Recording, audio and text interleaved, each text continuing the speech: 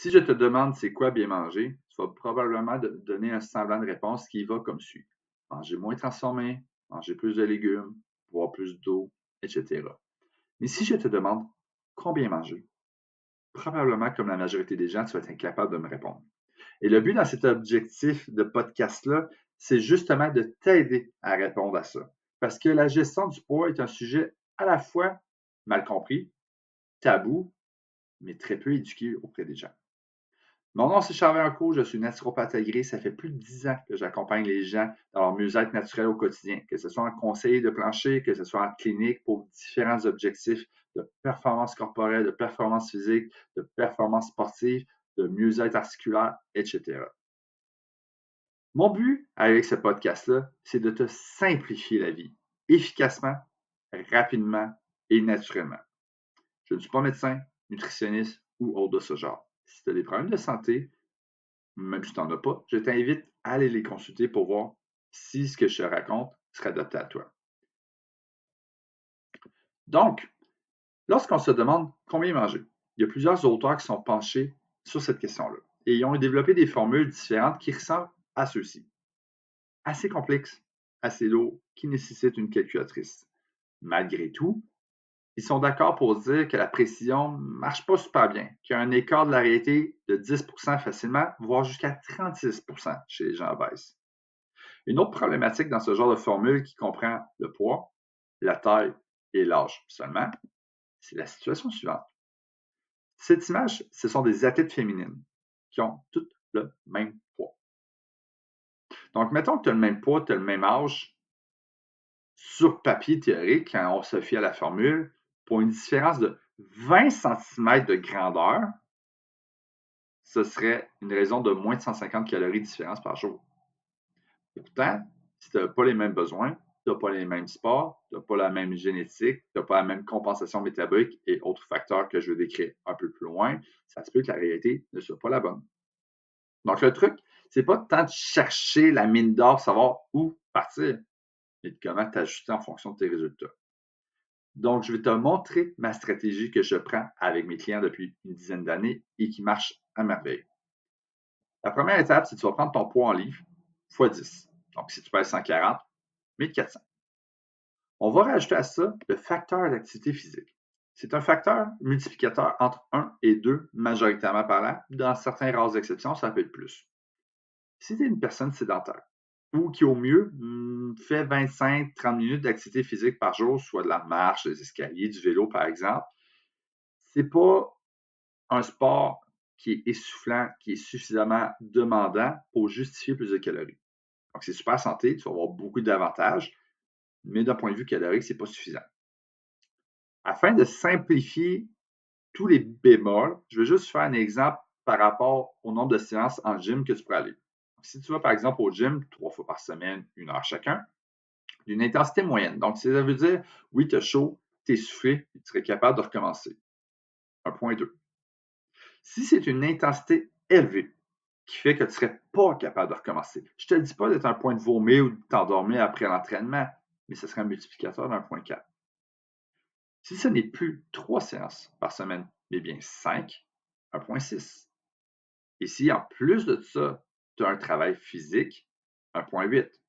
Si tu t'entraînes 2 à 3 fois par jour de façon intense, ça peut être un multiplicateur de 2 ou davantage. Comment calculer avec des décimales facilement? Le truc est le suivant. Donc, si par exemple, je reprends l'exemple de tantôt, tu pèses 140 livres x 10, 1400.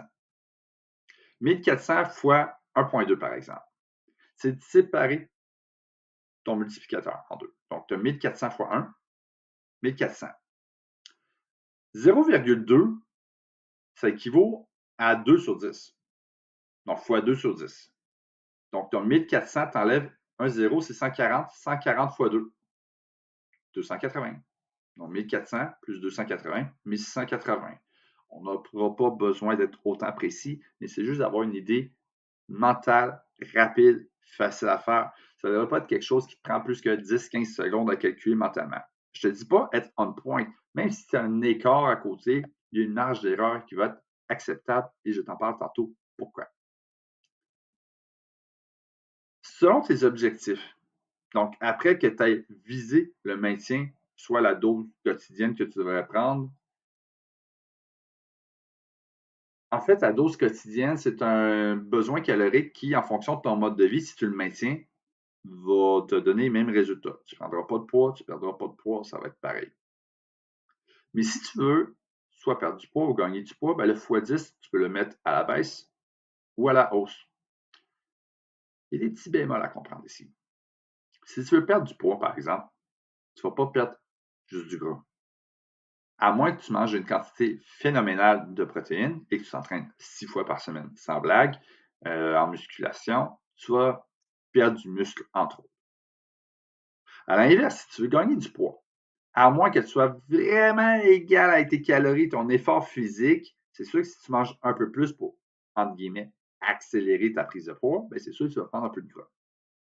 Mais je dirais que le plus gros danger ici, c'est surtout le déficit calorique. Dans le sens que si ton déficit calorique est trop grand ou trop longtemps, il va y avoir des conséquences d'adaptation. C'est-à-dire que ta santé nerveuse, hormonale, etc. va être affectée dans le temps. Et cela peut se refléter dans ton humeur, dans tes performances physiques, intellectuelles, dans ta libido, dans ton énergie, etc. Donc, en général, on va dire aux femmes que si vous voulez faire un déficit calorique important, n'allez jamais en dessous de 1200 et pour les hommes, 1500 calories. En fait, tu vas voir, pour le même résultat de composition corporelle, tu as beaucoup plus d'avantages à manger un peu moins tant qu'à bouger plus que de manger beaucoup moins et bouger moins. Donc, si je prends l'exemple, la femme de 140 livres qui va au gym 3 fois à une intensité moyenne par semaine veut perdre un peu de poids. Si on fait le calcul, 140 x 10 x 1,2, on arrive à 1680. On peut l'arrondir à 1700. En déficit calorique, si on passe de x10 à x9, ça commence à être un peu plus difficile à calculer mentalement. Mais si on comprend que je passe de x10 à x9, c'est que je retire une unité de 1 fois 1,2. Ou, ce qui peut être encore plus facile à comprendre, c'est que je réduis le dixième du résultat. Donc, si je fais, par exemple, 140 x 9 fois 1,2, j'ai 1512. Ce qui est plus facile à comprendre, c'est que si c'est le dixième du résultat, ben, je fais 1680 moins 168. Même résultat. On peut l'arrondir à 1500. Donc, ça, on peut comprendre que si, par exemple, je pèse 140 livres, je m'en vais au gym 3 fois à une intensité moyenne par semaine, je veux perdre un peu de poids, ben, je peux faire un léger déficit calorique d'environ 200 calories par jour. 200 C'est léger. Donc, tu n'auras pas un déficit calorique suffisamment important pour dire que de là, tu vas perdre 2 livres par semaine, mais peut-être 1 livre par 2 semaines. Donc, si ton objectif à toi, c'est de dire, ben, ça me tente de perdre peut-être 5 à 10 livres dans l'année, tu n'es pas obligé de faire un rush en bon anglais, de te dépêcher. En fait, plus tu vas instaurer des meilleures habitudes et plus facile est ton processus, plus facile tu peux maintenir ce processus-là et les habitudes dans le temps. Si tu y vas trop intensément, ben, non seulement le risque est plus grand au niveau santé que de tricher, mais après, c'est de dire, même si tu as le résultat escompté, il faut que tu réussisses à maintenir ce résultat-là. J'en glisse un petit mot tout de suite, mais je risque probablement d'en reparler plus tard. Lorsque tu fais un déficit calorique, mettons que tu me dis objectif, perdre 10 livres. Parfait, on a perdu 10 livres. Quand on pense à ça, la formule de base, le poids x 10, ben, ton poids a changé. Donc, ta normalité vient à changer aussi dans le temps. Il y a le concept de reverse diet en anglais qui est la diète renversée. Le truc avec ça, c'est que si tu as atteint ton objectif de perdre 10 livres, mais tu maintiens le processus actuel, bien, probablement tu vas continuer à perdre un peu de poids. Mais si ce n'est pas ton objectif nécessairement, bien, tu peux rajouter un peu de calories à chaque jour. Puis au bout de la semaine, tu regardes, c'est quoi les résultats? Si j'ai rajouté 100 calories par jour au bout d'une semaine, est-ce que je continue à perdre du poids? Si la réponse est oui, tu rajoutes un autre 100 calories. Si tu vois que ton poids se maintient, voici ta nouvelle normalité. La marge d'erreur, les arrondissements, c'est normal et personnellement, je les accepte. Par simplicité. qu'il y a plusieurs autres variables que c'est très difficile à tenir en compte pour justement calculer de façon très, très précise. Parmi elles, il y a la génétique. L'histoire super intéressante. Il y a eu des études qui se sont faites chez des jumeaux monozygotes. Donc, c'est des jumeaux de parents obèses. Ils se sont fait séparer à la naissance. Il y en a un qui est allé dans une famille adoptive dont les parents, la famille, les membres sont plus actifs et en meilleure santé. Ce qu'ils ont réalisé, en les comparant plus tard, c'est qu'à peu près 2 tiers du poids est génétique. Et quand je dis poids, c'est tout.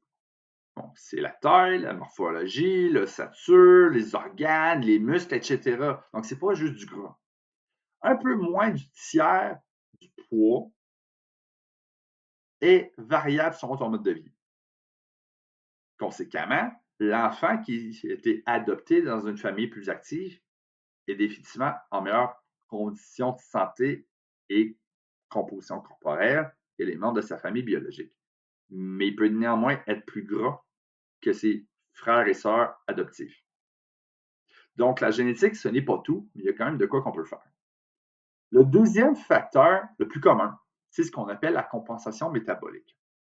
En bon français, c'est que si je dis à tout le monde que votre normalité, c'est 2000 calories par jour, et on fait le test, on se met tout à 3000, on ne réagira pas tous de la même façon. Pour certains, l'accumulation de calories va être comme de 300, et pour d'autres, ça va être de 600. Donc, il y a des gens qui vont prendre du poids plus facilement que d'autres, en excédent. Mais l'inverse est vrai aussi, en déficit calorique. Il y a des gens qui, pour avoir les mêmes résultats de performance physique et composition corporelle, vont devoir faire 200 minutes de sport par semaine à même intensité que d'autres qui vont nécessiter 300. Donc, c'est pour ça que même si on n'est pas exactement au chiffre près, je n'ai pas besoin de capoter à dire « Oh non, j'ai mangé 13 amandes au lieu de 12 ». De toute façon, il y a beaucoup trop de variables dans le décor. Donc, oui, on peut se permettre d'arrondir parce que ce qui compte, c'est le résultat. Puis en fonction de ton résultat, c'est comment tu t'ajustes. Et vu que la prise de poids ou la perte de poids, ce n'est pas une question de 48 heures, bien, ça se fait dans le temps. Donc, l'idéal, c'est d'instaurer des meilleures habitudes de vie pour être en meilleure santé. Une fois que tu as établi, OK, voici le nombre de calories par jour, qu'est-ce que je fais? Qu'importe les diètes.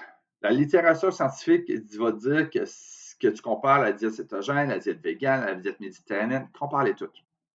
À même niveau calorique, sa composition de gras, tu as les mêmes résultats. Il va y avoir des bémols, il va y avoir des nuances, il va y avoir des changements différents selon les diètes. Par exemple, les diètes plus riches en végétaux vont dire OK, ben, tu as un peu moins d'inflammation. La diète cétogène, ça va avoir un peu plus de marqueurs de HDL, LDL et autres, vu que tu as plus de gras dans la circulation pour gérer le tout, plus de cholestérol, des fois à gérer aussi. Mais sa composition du poids, tu n'as pas vraiment de changement. Le seul bémol, des fois, que les gens ont moins bien compris encore de nos jours, c'est que la diète cétogène, sans faire perdre un peu plus de poids, en fait, c'est que ce n'est pas du gras, c'est du glycogène musculaire et de l'eau. Donc, grosso modo, peu importe la diète que tu prends celle qui te convient le mieux et qui t'amène les meilleurs résultats santé. Tant que ça marche et que tu peux le maintenir, parfait. Cependant, les auteurs sont d'accord sur 2 points. Les résultats les plus constants et les plus fiables ont ces 2 points-là en commun. Ce sont toutes des diètes riches en protéines et en fibres, donc en végétaux principalement. Vu que les fibres n'ont pas de calories à calculer principalement, on va commencer avec les protéines. Lorsqu'on regarde la recommandation alimentaire quotidienne, je vous donne des chiffres, pas besoin de les calculer, vous ferez une idée. On parle de 0,4 g par livre de poids de corps. Ça, c'est pour dire, si tu consommes ça et tu as moindrement une bonne gestion, tu n'es pas carencé. La population générale, c'est rare qu'elle est carencée, sauf chez les personnes âgées, qui est quand même un bon pourcentage qui peuvent l'être. Cependant, c'est rare les gens qui consomment de façon optimale la quantité de protéines. Selon une multitude de facteurs, on va tendre à dire que c'est entre 0,7 et 1,2 g par livre de poids de corps. Donc là, on vient à doubler, voire tripler dans certains cas, les protéines. Règle générale, plus tu vas être en déficit calorique, plus tu vas être à risque de problèmes de santé, de perte musculaire, par exemple. Et si tu es vegan, qui va nécessiter une composition d'acides aminés plus haute en leucine, donc il faut que tu augmentes tes protéines pour augmenter ta leucine, pour soutenir tes muscles, par exemple. Bien, dans ces cas-là, règle générale, tu vas avoir besoin d'un peu plus de protéines.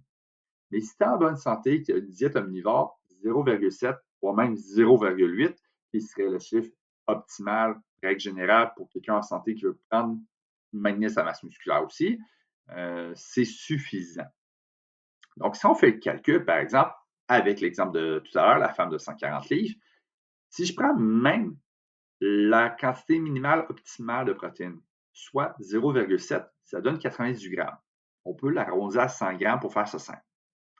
À 4 calories par gramme de protéines, c'est 400 calories. C'est bien beau ces chiffres-là, mais concrètement, ça veut dire quoi?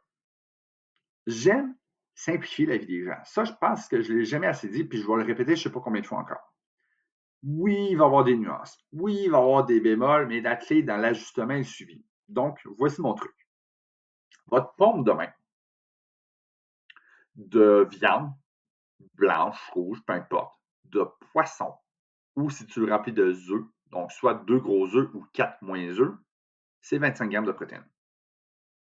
Oui, il va y avoir des nuances à considérer éventuellement dans le temps. Soit, par exemple, du poisson ou des œufs, il va y avoir des lipides à calculer là-dedans. Donc, si tu as des petits poissons gras, si tu as des œufs, ben, fais le calcul, il faut que tu le considères aussi éventuellement. Si jamais tu es dans les sources de protéines végétales, exemple des légumineuses, on peut parler d'une coupe de main. Donc, ça n'a pas besoin d'une montagne, tu veux que ça se tienne dans ta main. Si jamais c'est des sources liquides, exemple du yogourt grec, on parle d'une tasse. Fait que là, la madame de 140 livres, si on parle d'une quantité de protéines idéale, on pourrait se dire que c'est 4 portions dans sa journée. Donc déjà, on se donne un visuel. OK, parfait. On fait quoi par la suite? Si on se rappelle tantôt que je disais, peu importe la diète, ça marche, tu répartis tes autres nutriments, glucides et lipides comme tu veux. Qu'est-ce qui te convient? Évidemment, on voudrait au moins un minimum de chaque. Pas 100% de glucides, pas 100% de lipides. On a besoin de bons gras pour une bonne santé hormonale. La diète cétogène, ça existe, oui, donc les glucides, c'est pas toujours nécessaire, mais c'est pas ce qui va convenir chez tous. Mais ça, c'est pas le sujet de la discussion de la journée. Donc, disons que tu avais 1400 calories qui est ton objectif de léger déficit calorique. Puis tu enlèves 400 calories pour les protéines. Il te reste 1000 calories. Si on se dit, pourquoi pas prendre 600 calories de glucides puis 400 lipides? Ça veut dire que c'est 150 grammes de glucides parce que c'est 4 calories par gramme de glucides et 45 grammes de lipides vu que c'est 9 calories par gramme de lipides. Si on fait la même histoire que pour les protéines, un truc bien simple, 25 grammes de glucides, c'est quoi? Si on parle de sucre rapide, chocolat, du miel, du sirop d'érable, des affaires la même, 1 pouce égale 25 grammes. Si on parle d'un sucre un peu plus complexe, exemple du riz, on parle d'une coupe de main. Ou un fruit moyen, exemple une pomme ou une banane. Oui, il y a des exceptions encore, comme le melon d'eau, c'est très riche en eau, très faible en calories, mais là, je parle de façon très moyenne. Attention à certaines sources de glucides, exemple des biscuits ou des certaines pâtisseries où est-ce qu'ils vont mélanger des sources de sucre, mais aussi des sources de gras, un peu comme tantôt avec les petits poissons gras et les œufs, à calculer. Pour tout ce qui est sujet des légumes, j'ai jamais connu quelqu'un qui est devenu obèse à manger trop de carottes et de céleri. Donc, règle générale, là, les gens qui ne mangent pas assez de légumes, je dis légumes à volonté.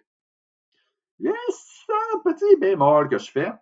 Euh, Puis je ne chialerai pas sur quelqu'un qui me dit qu'il mange des betteraves parce qu'il mange des betteraves, mais les légumes racines en général vont contenir plus de calories. Puis malheureusement, dans les légumes racines se trouve la patate. Donc, ça veut-tu dire que tu as le droit de manger de la poutine? Oui, dans certaines quantités. Cependant, malheureusement, de nos jours, souvent, les bonnes poutines ou les autres affaires de ce genre-là, il y a ce qu'on appelle le point de félicité, qui est assez de sucre, assez de sel, assez de gras, que ça te donne le goût de continuer à manger plus que prévu. Donc, on tombe souvent dans le piège de l'excédent calorique à cause de ça. Donc, gardez un petit bémol là-dessus. Ça ne veut pas dire que vous ne pouvez pas manger de féculents. Ça ne veut pas dire que vous ne pouvez pas manger de pain, de patates, pâtes et de tout ce que vous voudrez. Juste là, gardez un œil là-dessus. Et en passant, des pains puis des pâtes puis tout ça, ben pour le même niveau calorique que n'importe quoi, ça ne te fera pas plus engraisser. En termes de légumes, tantôt je vais parler fibres. Dites-vous qu'en termes de portion de légumes pour les fibres, là, une portion de légumes, c'est un point fermé. Donc, c'est sûr que si tu as une main de maçon ou de menuiserie ou de garagiste que ta main est énorme, bon, on fait exception, là, mais une main, entre guillemets, normale, un point fermé égale une portion de légumes.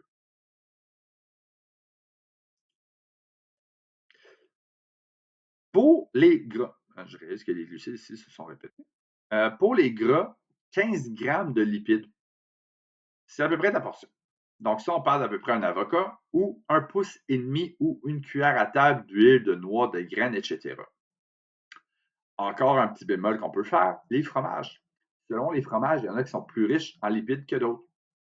Mais il y en a qui contiennent aussi plus de protéines que d'autres. Donc, tu n'as pas besoin de calculer nécessairement au gramme près. J'invente. Mettons que tu as un fromage qui dit que tu as 20 grammes de lipides par portion, puis que tu as 3 grammes de protéines. Bon, ton 3 grammes de protéines, là, pour 4 calories le gramme, je m'en fous pas mal. Mais si tu as 20 grammes de lipides, puis 10-15 grammes de protéines, quand tu dis que c'est à peu près 50 ou plus de protéines en équivalent sur tes lipides, il faut que tu le calcules aussi.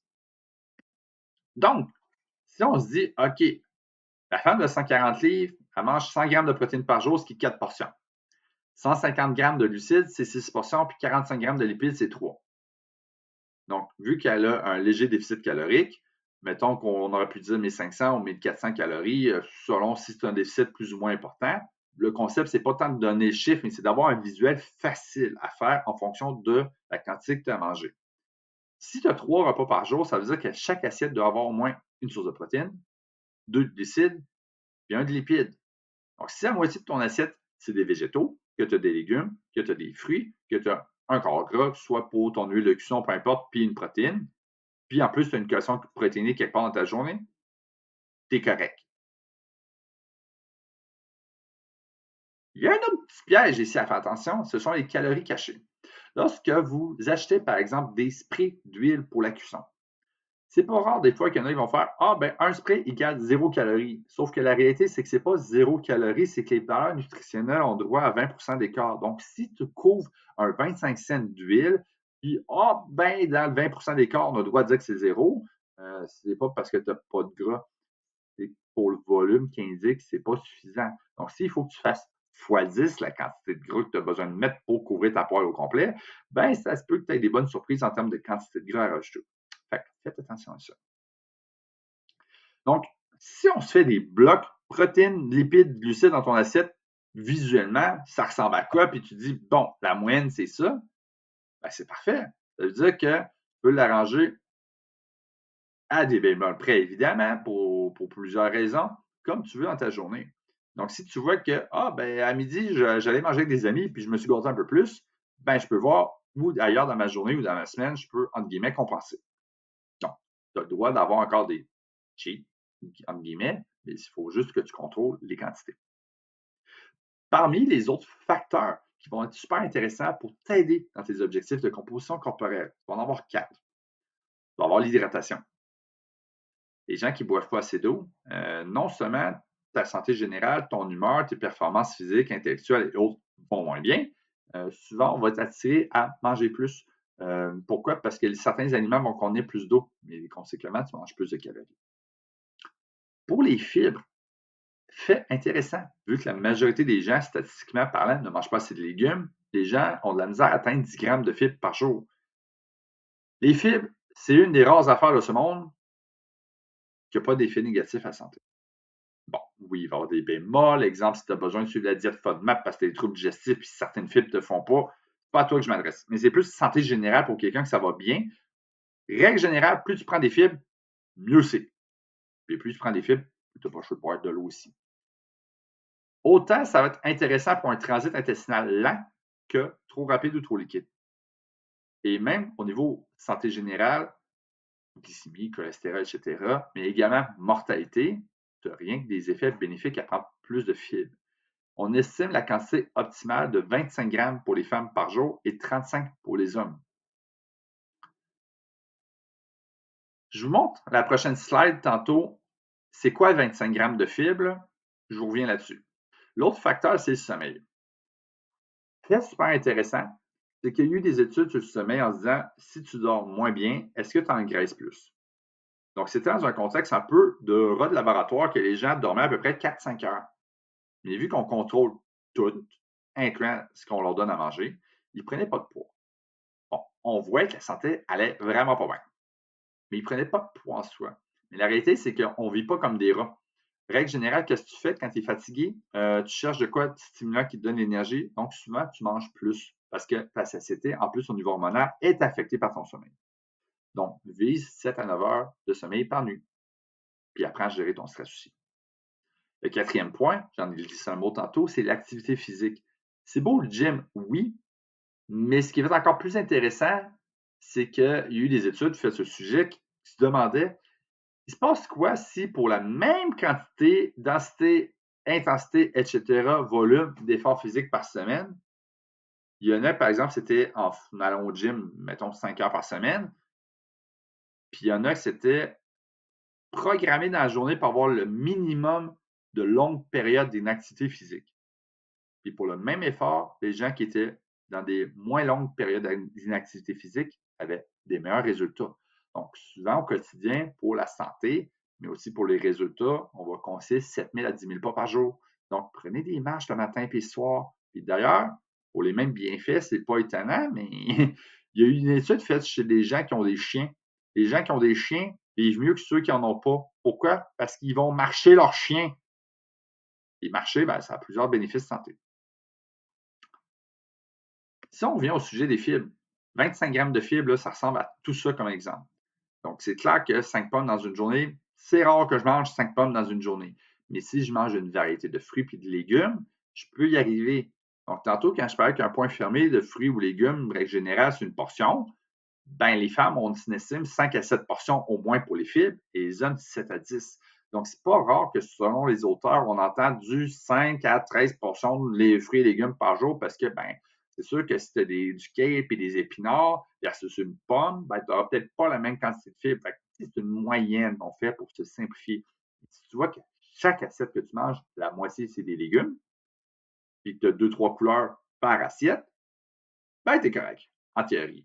Fait que c'est sûr que oui, tu peux aller voir un nutritionniste, tu peux aller voir un entraîneur, tu peux aller voir un médecin, tu peux aller voir n'importe qui va valider avec toi, faire une analyse, une évaluation, puis voir, as-tu du bon sens? Mais entre partir de je sais rien à tout ce que je viens de te dire là, ben, ça a quand même du propre bon sens.